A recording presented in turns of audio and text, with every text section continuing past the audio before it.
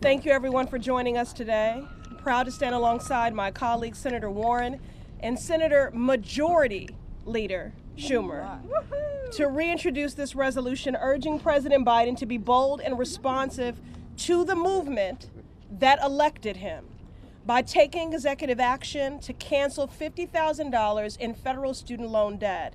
I also want to thank my partners in this fight, Congresswoman Omar, Chairwoman Waters, Representatives Adams, Bowman, Jones, and Torres for their leadership on this critical issue.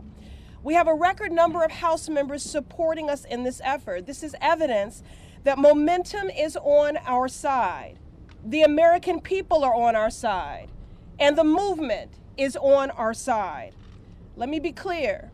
The student debt crisis has always been a racial and economic justice issue, but for too long, the narrative has excluded Black and Latinx communities, and the ways in which this debt has exacerbated deeply entrenched racial and economic inequities in our nation. These disparities didn't just magically occur. They are the consequences of generations of systemic racism, discrimination, and what I call policy violence that has systemically denied Black and Latinx families the opportunity to build wealth, forcing our families to take on greater rates of student debt for the chance at the same degree as our white counterparts. This pandemic has made it all but impossible to ignore the fact that we can and we must take bold action to address the inequities and disparities in our country and provide much needed relief to our communities. Canceling student debt by executive action is one of the most effective ways, with the stroke of a pen, that we can provide sweeping relief to millions of families, help reduce the racial wealth gap, and begin to build the groundwork for an equitable and just long-term recovery to truly build back better. Our communities cannot afford to make the same mistakes of the past. I serve on the Financial Services Committee. Take the 2008 financial crisis, for example, when lawmakers bailed out Wall Street and abandoned Black and brown communities who lost everything. Many have yet to recover. So as we work to ensure an equitable recovery to the current crisis, we cannot afford to simply tinker around the edges.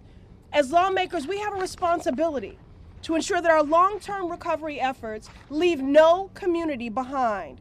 And that's why we're here today. We're here to demand responsive legislation to the needs of the movement who delivered this victory, to finally center our most vulnerable and marginalized communities, to demand a recovery that finally invests in people. Because that's what student debt cancellation is. It's an investment in the people, particularly Black and brown families, who we know will spend that money back into their communities and stimulate our economy at a time when we need it most. Now, our resolution has over 50 co-sponsors in the House and a record level of support across both chambers of Congress. We're joined by over 325 grassroots organizations in calling on President Biden to take executive action to cancel student loan debt. Again, the momentum is building, the coalition is growing. This is the moment of reckoning, and the president must heed our calls. With the stroke of a pen, President Biden can provide relief to tens of millions of families across the country, close the racial wealth gap, and set our nation on a path to a long-term, just, and equitable recovery. He can and he must use this authority. The people deserve nothing less. Yay! All right, and now, okay, I will bring up